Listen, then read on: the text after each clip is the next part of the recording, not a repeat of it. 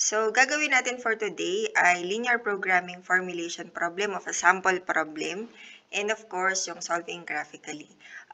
Dito, ilalagay ko na lang dun sa description yung buong problem and of course, yung source niya kung anong libro.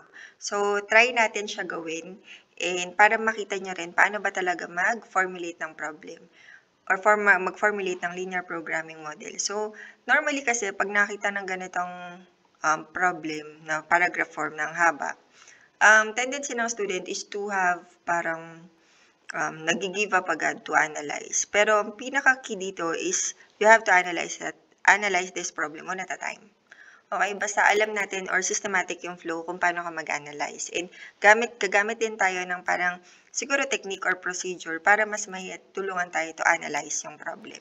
So, una natin is, of course, sulat muna natin yung talagang requirement for linear programming model.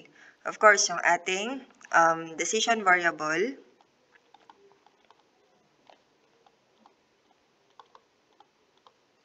Okay, syempre yung ating objective function.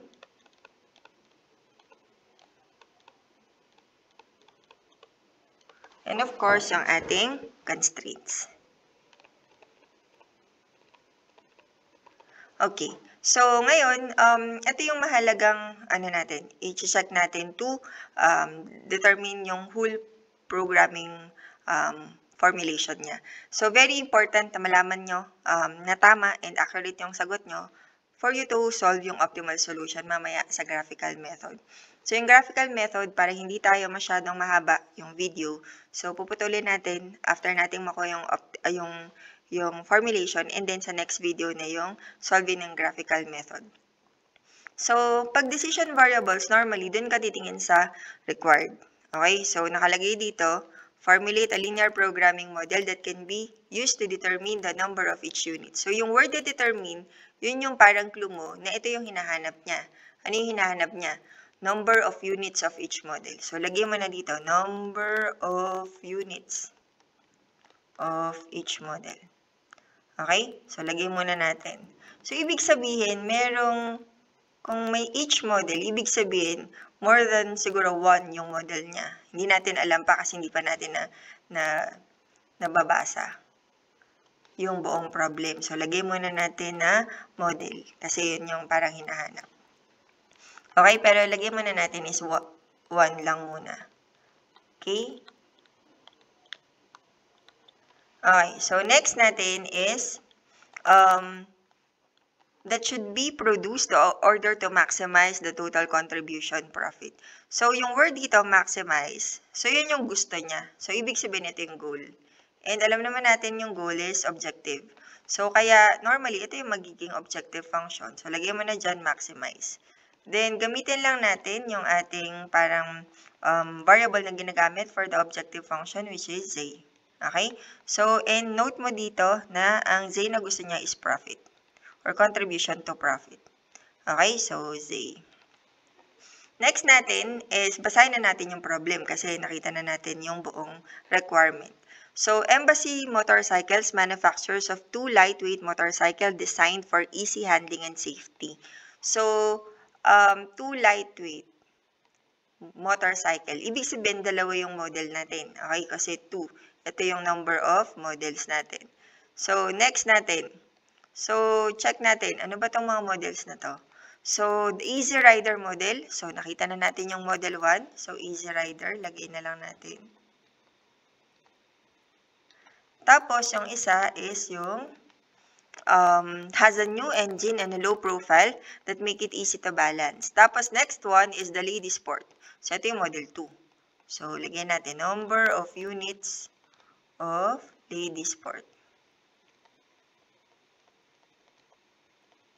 Okay. So, is slightly larger, uses a more traditional engine, and is specifically designed to appeal to women riders. So, Embassy produces the engines for both models at Iowa plant. So, yon. Natapos na natin yung decision variable. So, lagyan na lang natin to ng variable. So, lagyan natin ng x, and then baguhin na lang natin siya in terms of dun sa subscript. So, gamitin natin xe at saka xl. Okay, XE, number of units of Easy Rider model. XL, number of units of Lady Sport model. So, ibabato dito na X, number of units. For example, pagka 5-5 yung binato or 5-5 yung binigay ng program, ibig sabihin 5 units ng Easy Rider, 5 units ng Lady Sport. Okay? So, kaya pwede mo na siyang gawa ng table. So, lagyan mo na dito XE for the Easy Rider, XL para sa Lady Sport. So, next natin. Each Easy Rider engine requires 6 hours of manufacturing time. So, mapapansin natin dito yung requirement. So, this one are the parameters. So, ano yung gusto niyang sabihin? So, gagawa tayo ng table for all the parameters na makikita natin for the entire problem. So, yung una, yung tinatawag na manufacturing time. So, ano daw yung requirement ni Easy Rider? So, si Easy Rider engine requires 6 hours of manufacturing time. So, lagay mo na dito 6. Tapos, lagay mo na dito hours para alam mo yung unit for the manufacturing time. Next natin, and each Lady Sport requires 3 hours of manufacturing time. So, lagay mo na 3. Next natin, the plant has 2,100 or 2,100 hours of engine manufacturing time available for the next production period. So, lalagay mo dito if meron siyang limitation or constraint. So, pwede mong ilagay limit. Okay, ano yung limit niya? Until 2,100 daw na hours. So, lalagay mo rin dito, ito ba ay maximum or minimum hours na requirement? So, since ito ay capacity, maximum siya. So, lagyan mo na to. Ibig sabihin, hindi pwedeng lumampas yung makikita natin na solution sa 2,100 kasi yun lang yung limit niya. So, maximum limit. So, kaya until yung symbol na to, hindi pwedeng lumampas or at most 2,100. Okay? Next natin. So, okay na tayo dito. So, hindi na natin kailangan itong mga statements na to later. Next na natin. Punta na tayo dito sa Embassy's motorcycle frame can supply as many Easy Rider frames as needed. So, pag sinabing Easy Rider frames, ibig sabihin wala tayong constraint for the Easy Rider. Bakit? Kasi wala siyang sinabi. Ang sinabi niya lang, kung anong gusto mong number of frames, okay lang. Hindi yan problema. So, ibig sabihin, wala tayong problema dito. So, huwag mo nang isipan ng constraint yan kasi nga sinabi niya nang wala.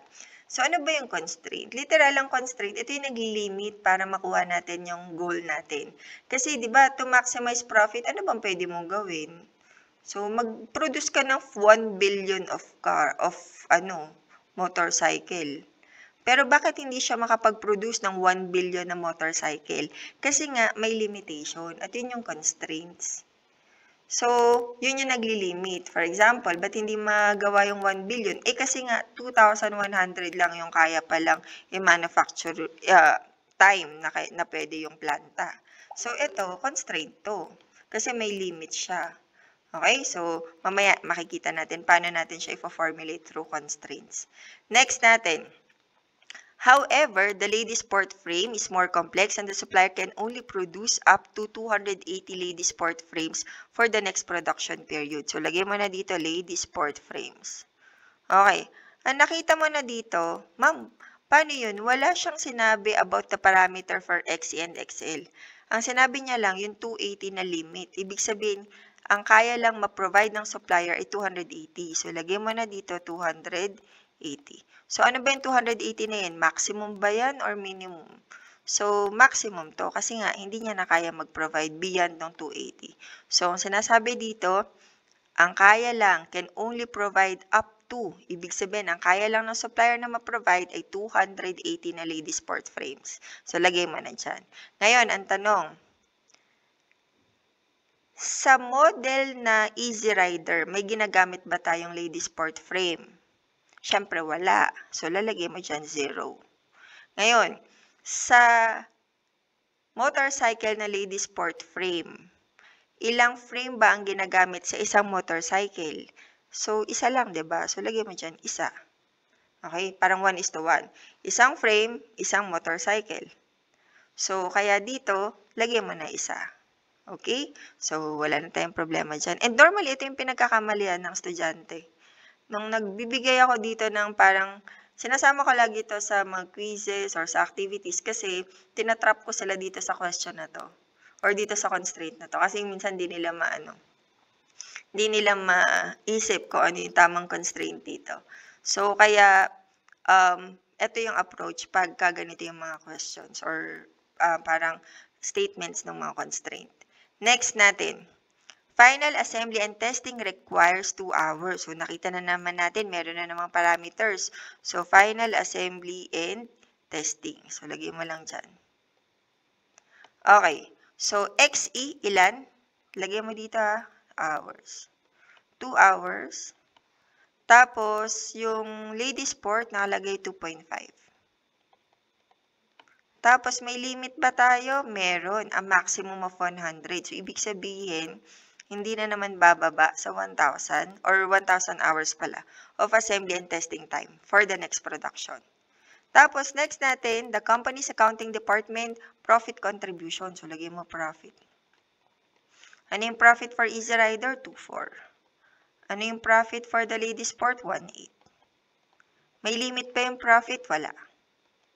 So, ibig sabihin, kung walang limit yung profit, hindi siya constrained. Saan siya? Sa objective function. At yun yung ito, contribution to profit. Ito yun. Okay? So, paano siya? Total daw.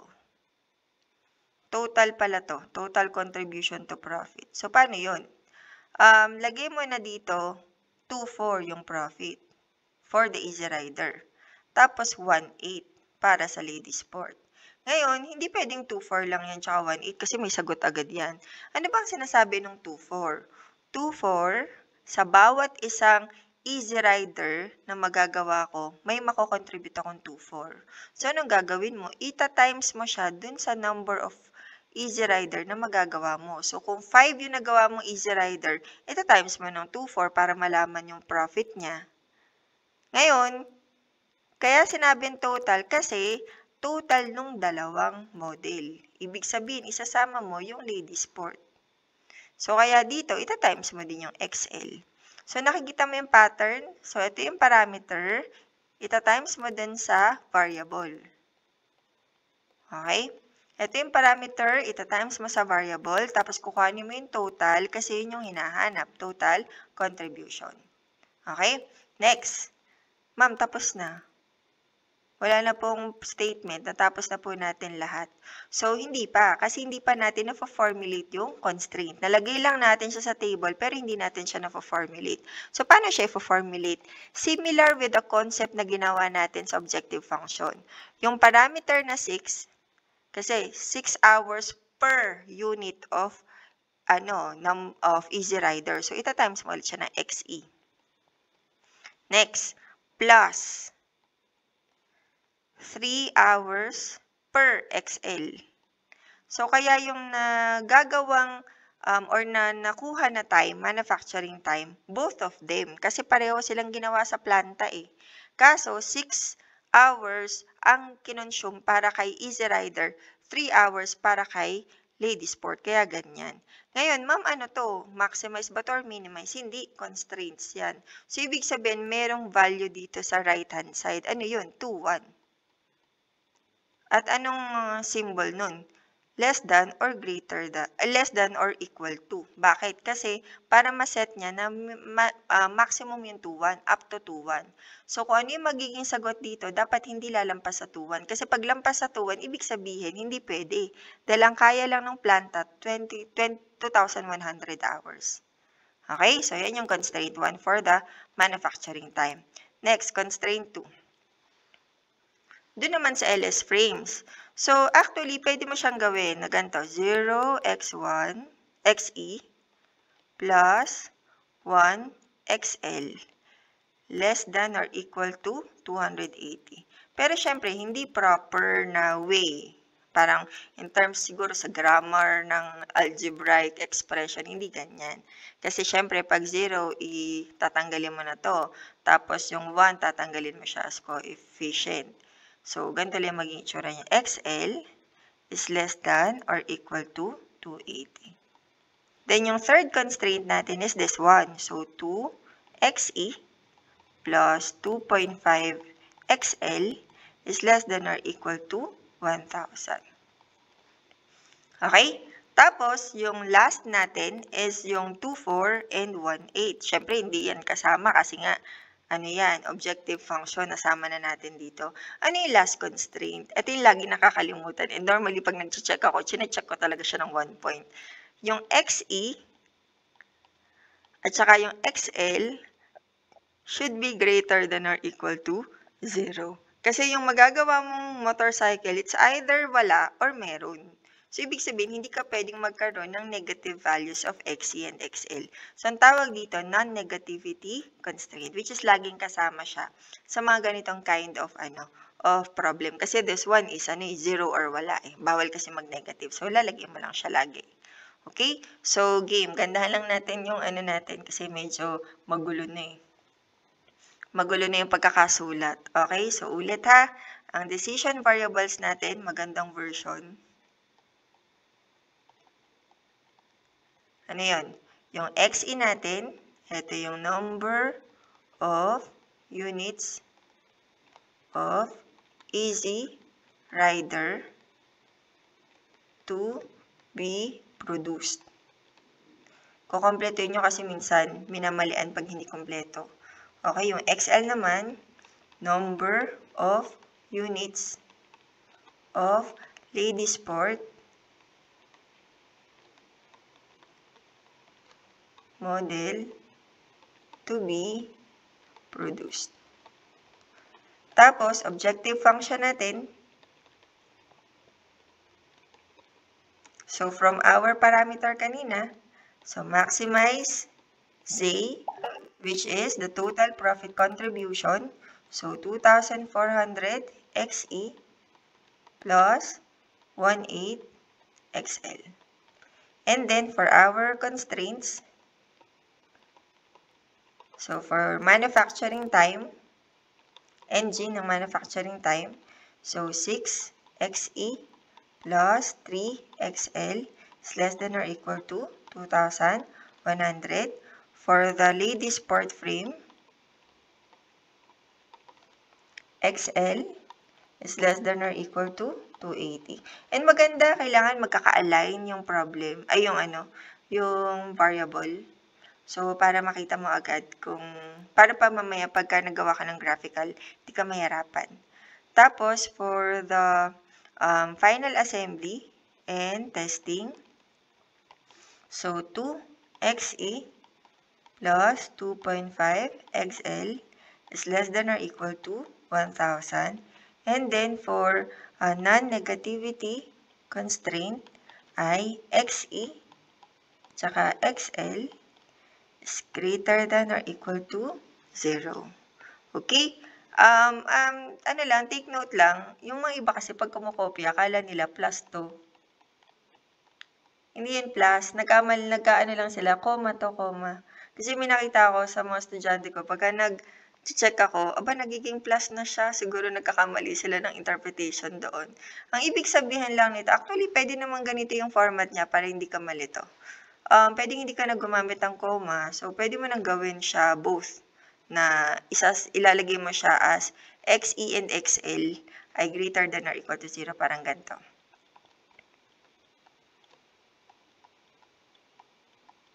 Pwedeng ganyan. Kaso pagka marami na yung variable, syempre, mahirap na mag-solve.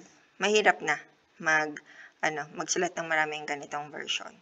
Okay? So, ito yung ating linear programming formulation for this problem. So, ano yung mga normal na pinagkakamalian? Itong may mga one variable lang na ginagamit. Tapos yung symbol, may iba pang estudyante ako, ginagawa pa itong less than or equal to. No. Pag less than or equal to negative, ibig sabihin tatanggap ka ba ng excess na negative? So, ganun yung logic doon. So, wag din kayong matakot maggawa ng table. Kasi the table will help you to analyze. Wag nyo agad diretso dito sa ganito. Kasi the moment na dinidiretso nyo siya doon sa formulation, may possibility ma-overwhelm kayo and then mahirapan na kayo. So, kaya dito, one at a time lang. So, pwede naman na gumawa muna kayo ng mga tables. Okay? Again, sana makatulong tong problem na to. In case mabigay to sa inyong quiz or sa inyong exam, so, ang maganda is natutunan nyo kung paano siya kuhanin. But, be very gamitin nyo yung knowledge na nakuha nyo dito para dun sa ibang problem. So, pagka ganun, try kayo ng ibang problem or try kayo dun sa mga libro na mga ganitong simple na problem, and then kapag nakuha nyo na yung way or systematic approach in creating formulation para sa mga iba-ibang problem, kaya nyo na siya kahit mga komplikadong problem. Basta one at a time lang. Huwag kayong mararatel agad dun sa itsura nung or sa haba ng problem. Okay? Again, good day and good luck.